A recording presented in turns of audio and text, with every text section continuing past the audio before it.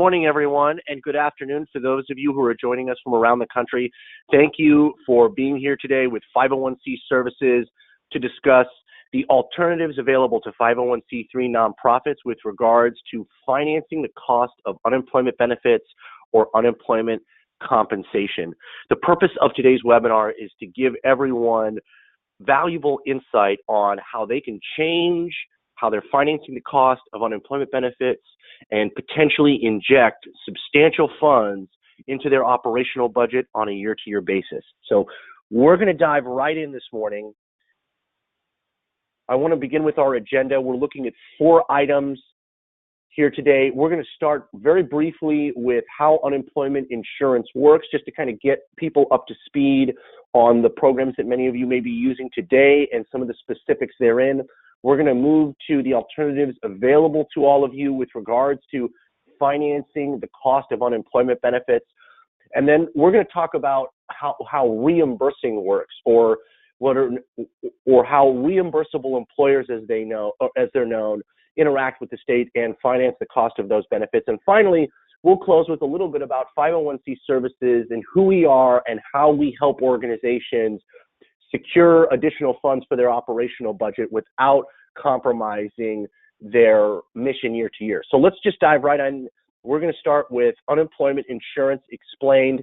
I want just a couple of brief points that are important to understanding how SUI, or that is the acronym for State Unemployment Insurance, works. And this is pretty much the case in states around the country. Okay, first and foremost, as you probably are aware, the tax rates, right? So the percentage that can be applied to your state unemployment in payroll is adjusted on an annual basis in the state or states in which you operate. And that adjustment is based on your experience. So if you have high claims, then that tax rate is going to go up. If you've got very low claims, that tax rate may come down a little bit. State programs generally operate or run as a risk pool, right? So imagine a bucket. The state collects monies in the form of the tax, and it all goes into the bucket. Unemployment benefits come out of that bucket, and they are not equal, right? So some organizations are taking more money out of the bucket. Some organizations are putting more money in the bucket than they're taking out, and that's kind of how risk pools really operate. Your tax liability, right, or the portion your organization is responsible to pay, is determined by multiplying your taxable wage base by the rate that we just discussed, right? So you do a little math, and that's how you're going to get what your organization is going to have to pay the state in an annual period. Now, keep in mind that tax liability is typically greater than the claims you're going to pay, right? If we can imagine that bucket again, the state wants to charge you more money than you're going to be taking out so that they can develop a reserve in that bucket, so that they can have money in that bucket in case some organizations has really bad experience or in the case of a recession. So those are some important considerations to keep in mind when examining the state employment insurance tax. As we move to alternatives to paying the tax, it's really important to keep in mind that risk pool part, because we're going to show you how not participating in a state risk pool really can result in substantial funds for your operation specifically. Okay, so there are fundamentally 2 alternatives to paying the state unemployment insurance tax that we see 501c3 nonprofits take on. The first of which is a self-insurance model, right? So they're retaining the risk almost entirely or mostly. The second is an insurance policy purchased on the open market. And that's a risk transfer mechanism, right? You're not taking on the risk, you're giving an insurer premium in exchange for them taking on the risk, right? And we'll look at some of these options a little bit more in detail and how they might benefit your organization and what model might fit your need.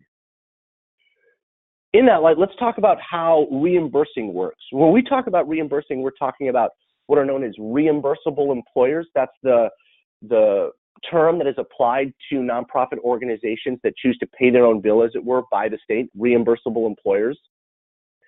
Key points here, the first of which is you no longer are paying the state tax. And another important component there is that you are no longer have a tax rate, right? So a lot of folks think that when they become a reimbursable employer, they're going to reduce their tax rate somehow, and that's not actually the case.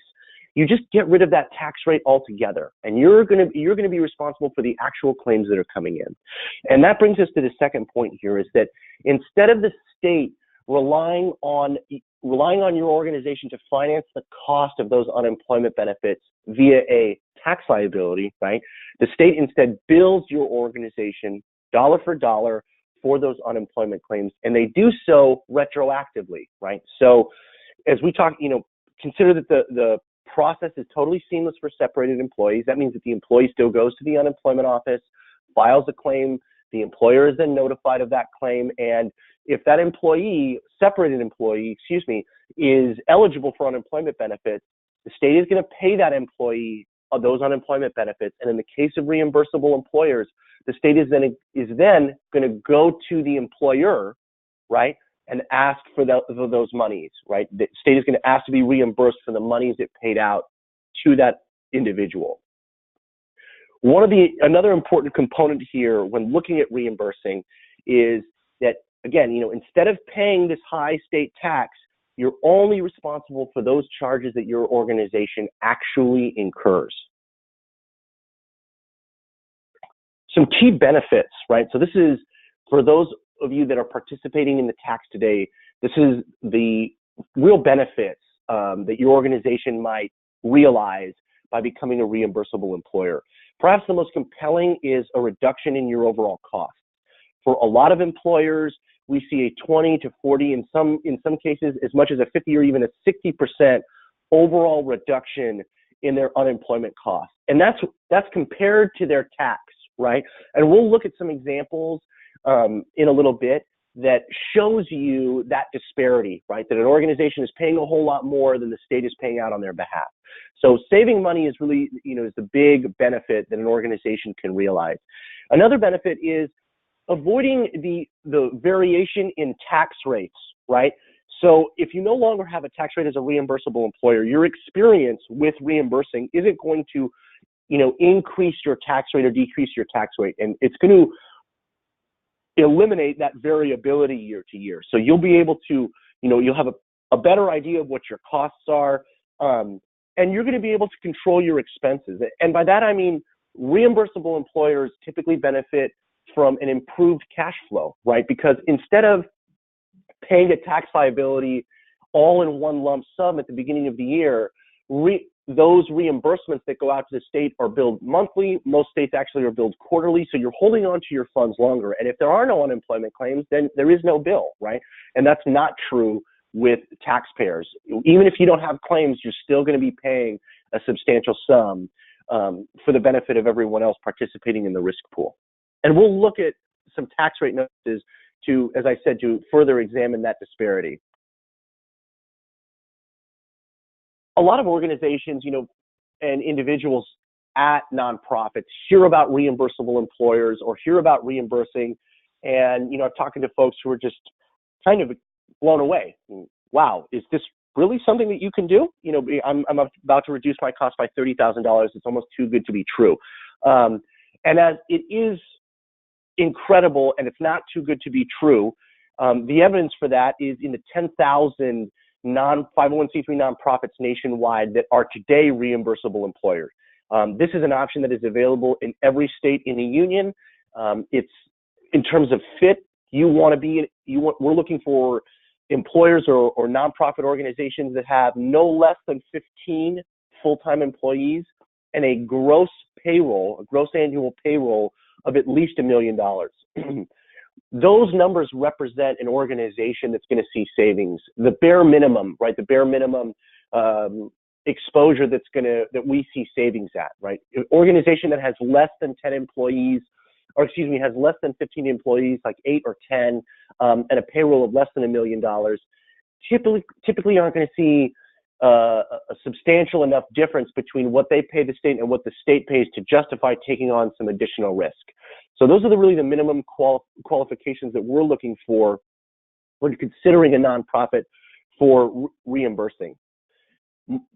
501c3s across the country typically engage a TPA, an acronym for third-party administrator, to assist in the administration and controlling of their claims. For a lot of organizations, a third-party administrator immediately resonates with workers' comp, right? A lot of folks use a third-party administrator when they're self-insuring their workers' comp, and it's very similar to that. This is a third party that is offering services to the organization and is taking the workload off when it comes to managing claims for unemployment. Let's keep moving on. There's some strategies here. We spoke, or I mentioned earlier about what an organization might want to consider in terms of fit when looking at becoming a reimburser. You could do the self-insurance piece. There are various ways to do that. You can also secure insurance, and I want to explore those a little more in detail here. Some organizations have an informal self-management program in which they set aside budget dollars and they identify, they budget for the cost of their unemployment, looking back in history a year, 2 or 3, to get an idea of what their claims are going to be. They don't work with a third-party administrator. Typically, it's someone in HR working with someone else in finance. This is just added to their plate. In these informal management programs, we rarely see the organization contemplating catastrophic risk, right? Which is something that's so important to consider. That's an example of an informal program, not using a third-party administrator, not securing any insurance of any kind. Another alternative is a self-insurance model that is taking advantage of the professional acumen of a third-party administrator and may or may not secure insurance to contemplate the catastrophic risk, right? Losing lots of folks. And that's a self-insurance model that is perhaps, as I said, much more formal and taking advantage of the services of a third-party administrator to best control their liability. A lot of these organizations, that is, have a self-insurance model that is more formal, secure what is known as custom stop-loss insurance. And that's a fancy way of saying catastrophic insurance. It's a high deductible insurance model. So once your organization pays a certain amount in unemployment compensation or unemployment benefits, you reach a threshold, your liability ends. And an insurer, we work with Great American Insurance Group, would come in and take on the liability above that threshold. A great way of transferring that catastrophic risk. Boards of directors love to see that there is some plan in place in case, an unemployment storm really hits. Yet a third option is securing a risk transfer, just a true insurance product, right? So for premium, you're handing premium to an insurer who's going to take on your unemployment claims beginning at $1 up to a limit of insurance. Some folks want to have an insurance policy that has no limit, right? So that they know that the insurer is going to be paying for claims up until the sky. Purchasing an insurance program is great for organizations that want to reduce their costs relative to the tax, but also want that kind of budgetary consistency year to year. They don't, or throughout the year, right? So in exchange for those premium dollars, or I should say, you're sending out an exact sum out to the insurance company and you're covered for that year, right? So as a self-insurer may see high claims in the spring and then low claims in the winter and may see some variability, and that presents a cash flow problem for the organization, they can secure an insurance policy to alleviate that and know that their costs in the year are going to be set. 3 different ways of managing becoming a reimbursable employer. If you have additional questions about this, I'll have some contact information at the end here. Please reach out. I'm happy to answer any questions that you might have. Moving on, I want to provide some examples here. Specifically, I want to take a look at some tax rate notices from the state of California, state of Pennsylvania, and the state of Texas to show you the disparity that may exist between what you're paying the state and what the state is paying out on your behalf. So we're starting here in California. We're taking a look at a couple different things. The first thing that we're looking at is the SUI taxable payroll. That is the portion of your gross payroll that is eligible to be taxed here by the state of California. That payroll would be multiplied by your tax rate here. In California, a point on your tax rate, it is a combination, you'll see here, it is a combination of your UI contribution rate and your employment training tax, that 0.10%.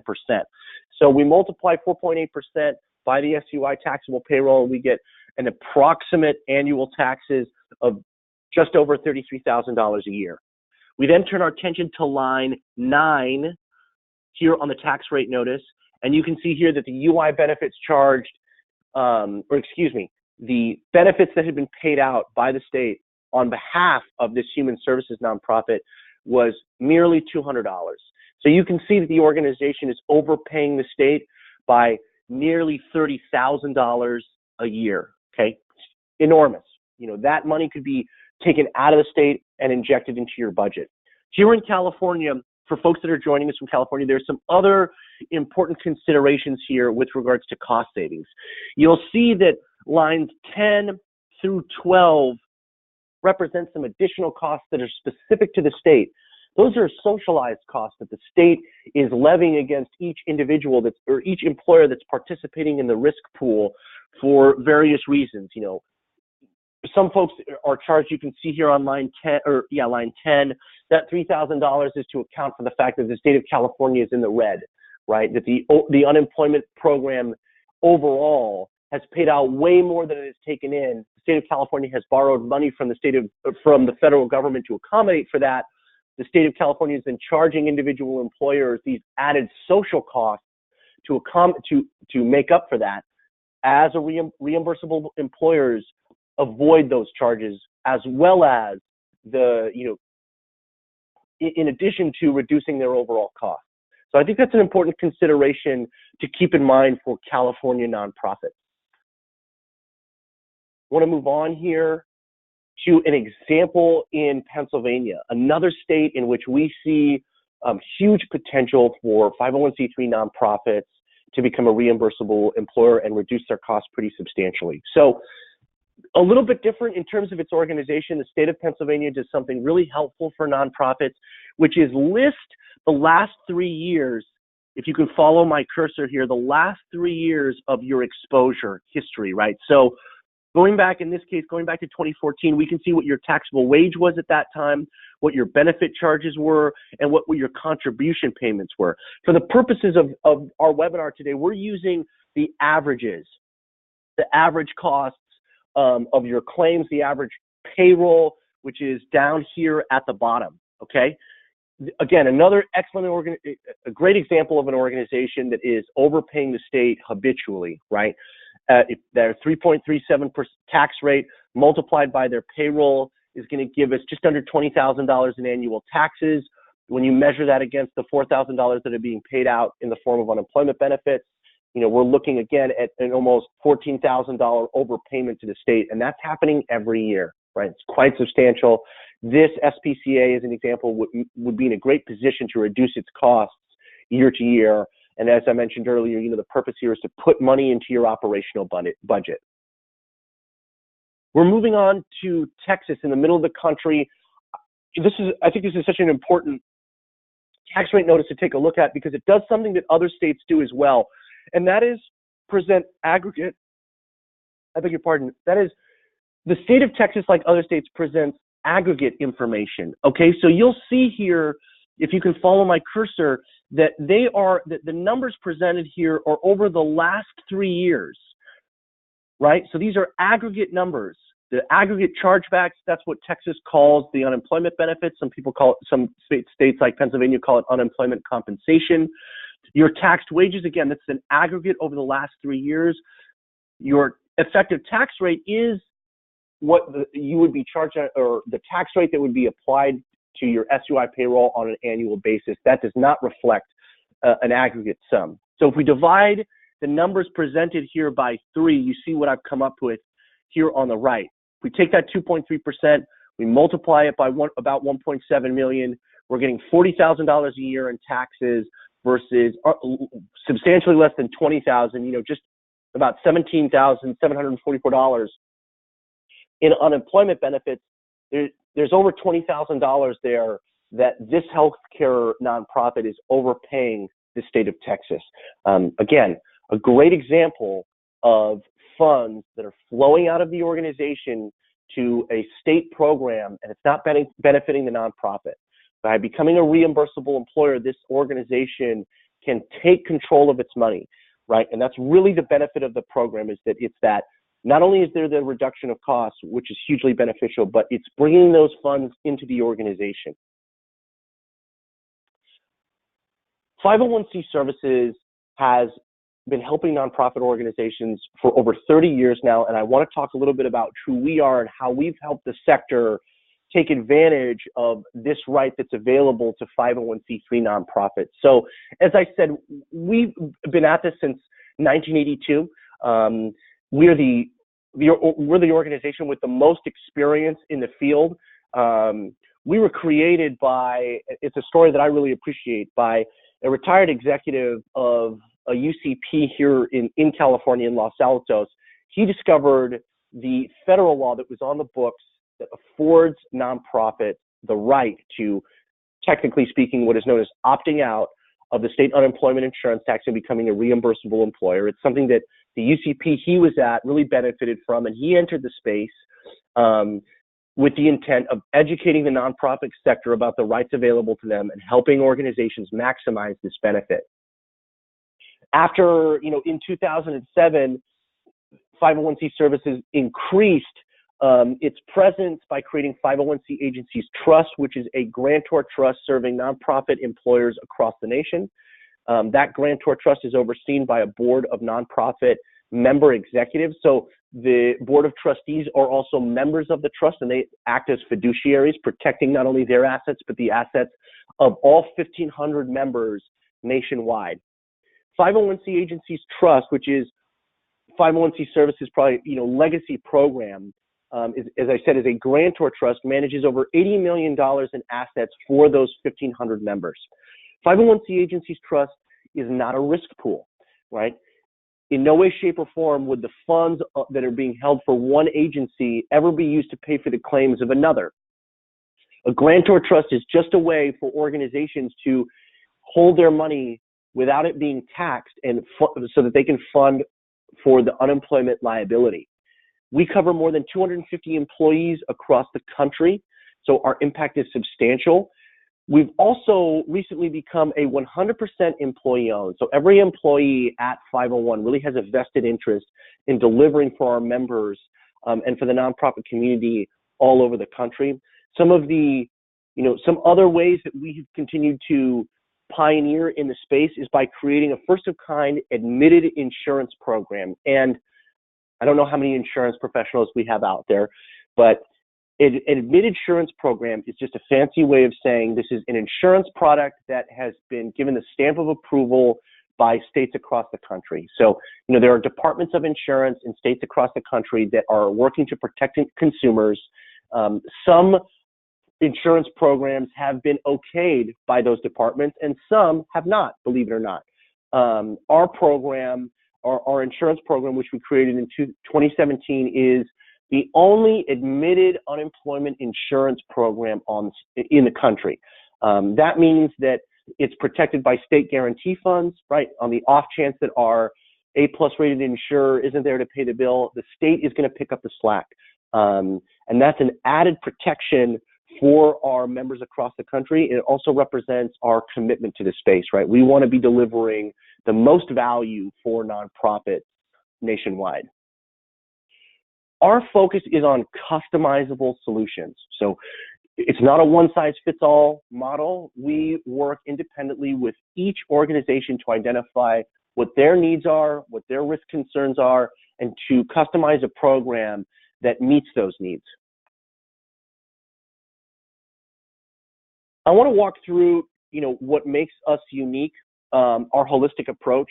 It begins with claims management. We work with EWS, that is Equifax Workforce Solutions, to provide a totally digital experience when it comes to managing unemployment. And this is consistent with what states want. I'm not sure folks are familiar with what is called SIDES. That is an acronym, SIDES. That is State Information Data Exchange System. And it's really the preferred means that states would like employers to communicate with them with regards to unemployment.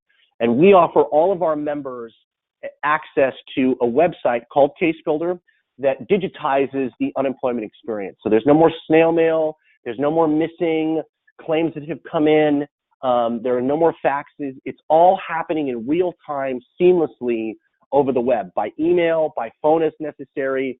And EWS helps our members control their liability through education, through information.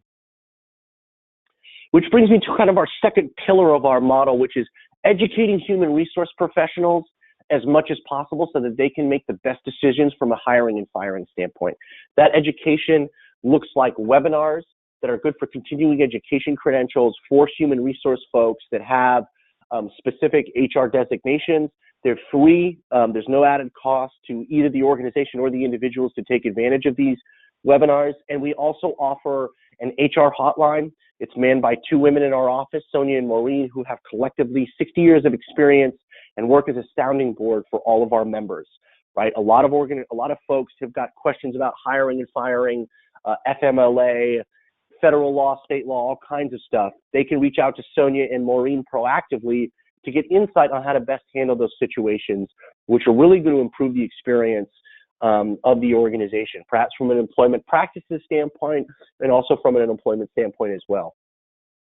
Reemployment services are provided by our partner NextJob out of the state of Oregon. And NextJob provides employees at our members, right, with services to help them find that next opportunity. Perhaps they need help with creating a job resume. Perhaps they need help with the interview process, or they need help looking for jobs. They get access to a job board aggregator. Perhaps they need some one-on-one coaching. This is a great way to reduce your unemployment liability because we're getting people back to work at places that are a fit for them faster than if they were just looking for it on their own, okay?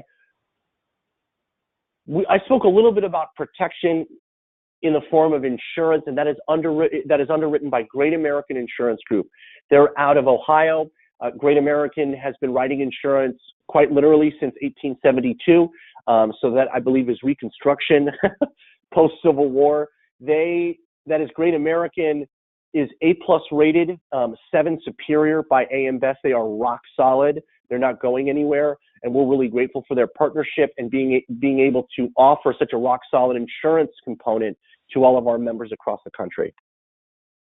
Finally, for some organizations that want to take on a self-insurance model, we work one-on-one with those nonprofits to set a level of reserves, right? So our Grantor Trust program, as I mentioned, is managing nearly $80 million for our members nationwide, and those $80 million represents the savings of the reserve funds of all of our 1,500 members. Each reserve fund is set independently. It's really about the needs of the organization. Some folks choose to have a low reserve fund, right? They don't want to keep a whole lot of money in our Grantor Trust if they're taking on an insurance model and secure a custom stop loss policy instead of reserving. Other folks prefer to reserve funds, right? They know that they're going to get a competitive return on their investment, and they also understand that that's the best way for them to keep control of their money and enjoy the cash flow benefit, not send out premium dollars to an insurer. It's all about fit fundamentally and what works for your organization. If you'd like to talk more about that, of exploring options about becoming a reimbursable employer, please do reach out to me. I'm happy to answer any questions or concerns that you might have. I want to talk a little bit more as we come to a close here about some qualifying issues, okay, that we want to be mindful of. Obviously, 501c3 nonprofits are our focus. This excludes religious institutions. So houses of worship aren't a fit for reimbursing, I'm afraid. A gross annual payroll of at least $1 million is an absolute must. And what we're going to want to look at is your unemployment claims. You saw that on the state of Pennsylvania state tax rate notice.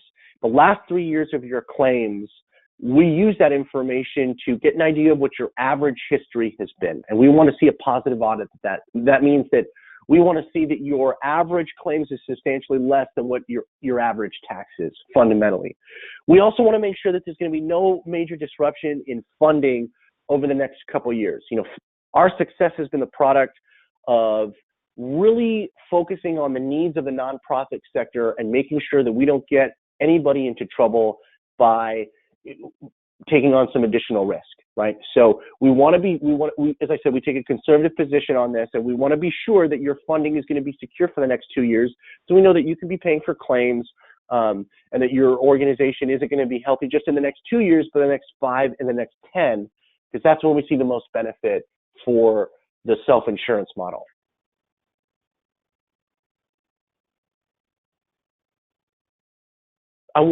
We've only got a couple minutes left, but I wanted to open up the floor to any questions that folks might have.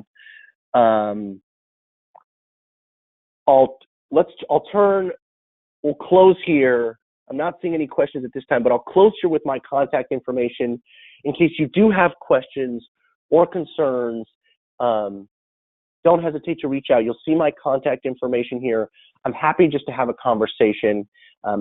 Absolutely no sale needs to happen. If you have questions for your organization, you're a reimbursable employer today, and you've got questions, about how that works, you're new to the organization, reach out to me. I'm happy to help.